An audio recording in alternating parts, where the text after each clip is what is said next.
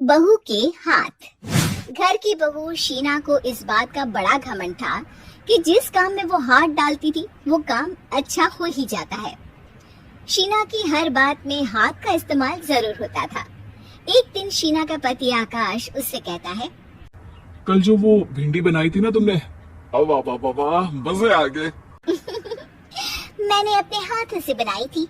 मेरे हाथों में वैसे भी जादू है, जिस चीज को छू लेती हूँ सोना बन जाती है।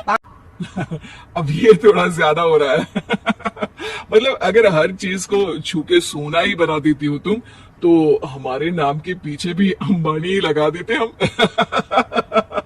चुप रहो, मुंह पे हाथ रख लो, कुछ भी बोलते रहते हो। शीना की सास बगिया से पूजा के लिए फूल चुन रही थी। सुंदर, अति सुंदर, कितने प्यारे गुलाब के फूल हैं। भगवान जी खुश हो जाएंगे।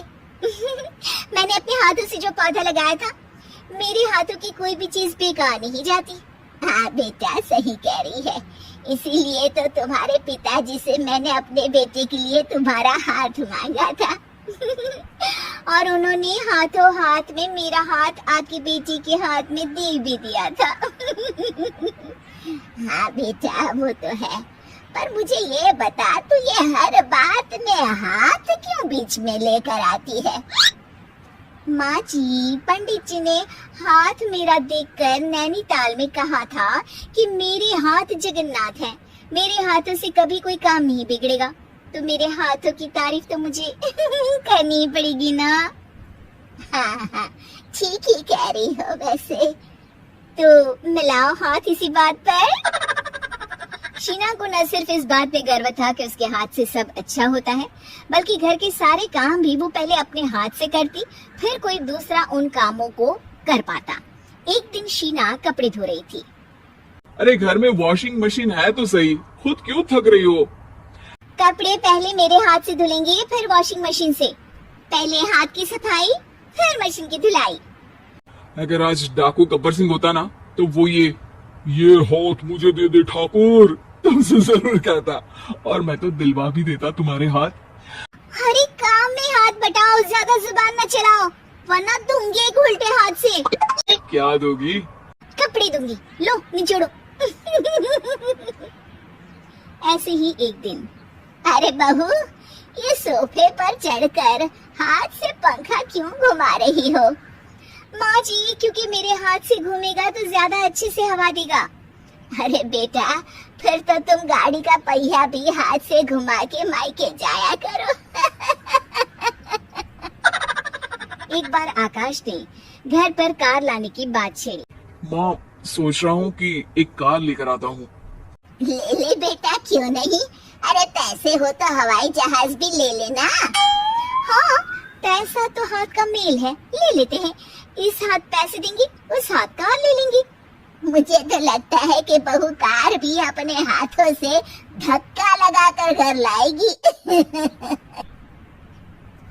वो तो नहीं करूंगी, लेकिन सबसे पहले स्टीयरिंग पर हाथ मैं ही लगाऊंगी, ताकि गाड़ी का आना शुभ हो। अरे घर ले आने तो दो, फिर हाथ लगा ले। लेकिन शीना नहीं मानती। अगले दिन ही सब कार लेने जाते हैं। शीना सेल्समैन से कहती है, भैया ये कार बहुत पसंद है, पैक कर दो। अरे ओ भाग्यवान, 2 मीटर कपड़ा नहीं है जो पैक करवा ले, जरा चला कर तो देखने दो। यस सर, बिल्कुल, टेस्ट ड्राइव कीजिए ना। अरे नहीं नहीं, सबसे पहले मैं हाथ लगाऊंगी गाड़ी को, मेरे हाथ अच्छे हैं। अरे यार, हाथ तो मैं भी धोता ही हूँ, और आजकल तो सैनिटाइजर से भी धोता हूँ। मेरे काम में हाथ ना अड़ाओ। अरे टांग ना आड़ा होता है भाग्यवान, हाथ नहीं। टीना ड्राइविंग सीट पर बैठ जाती है और आकाश उसे गाड़ी की फंक्शन समझाता है। देखो शीना, ध्यान रखना, ये है स्टीयरिंग, इससे राइट लेफ्ट जाएंगे। ये है एक्सेलरेटर, इससे स्पीड कंट्रोल कर सकते हैं, और उसी के पास में है ब्रेक, जो तुम्हारी जुबान में शायद मिसिंग है। ठीक है, ज्यादा भी सिखाने की जरूरत नहीं है। मेरी माँ तो कहती है कि मैं अगर अपनी शुभ हाथ लगा दूं तो जग घूम जाए, तो ये स्टीयरिंग क्या चीज है? शीना गाड़ी स्टार्ट कर देती है और स्टीयरिंग को घुमाते हुए एक्सेलरेटर पर धीरे से पैर रखती है, और शोरूम के बाहर के एरिया में ही गाड़ी घूमने लगती है, जहाँ दूसरी गाड़ियाँ भी रखी हैं। देखा मेरे हाथों का कमाल। अब ब्रेक दबा दो, आगे गाड़ी है। शीना आगे गाड़ी देखकर घबरा जाती है और पाँव गलती से एक्सीलरेटर पर पड़ जाता है। कार आगे खड़ी एक बड़ी गाड़ी में घुस जाती है। दोनों कार से उतरते हैं। सेल्समैन भागते हुए आता है। अरे 7 लाख की गाड़ी खरीदने आए थे और 15 लाख की गाड़ी ठोक दी। Oh my God. आकाश की माँ आकाश और शीना घबरा जाते हैं। इतना सारा पैसा कहाँ से आएगा? तभी वहाँ मैनेजर भी आ जाता है। पूरा माजरा समझता है। टेंशन मत लीजिए, गाड़ियों का इंश्योरेंस था। आप जो कार लेने आए थे वही खरीद लीजिए। पर मैडम, जब तक आप सीख ना ले तब तक गाड़ी मत चलाइएगा। अभी तो आपने गाड़ी बस ठोकी है, जिसका बीमा भी था, लेकिन सड़क पे चलते हर इंसान का बीमा नहीं होता। अरे मेरे हाथों से छुप भी गया ना तो उसकी जिंदगी बन जाएगी, और अगर चला भी गया तो स्वर्ग ही पाएगा। मैनेजर साहब, मेरे हाथ में कोई दिक्कत नहीं है, वो तो बस पाँव गलत जगह पर चला गया था।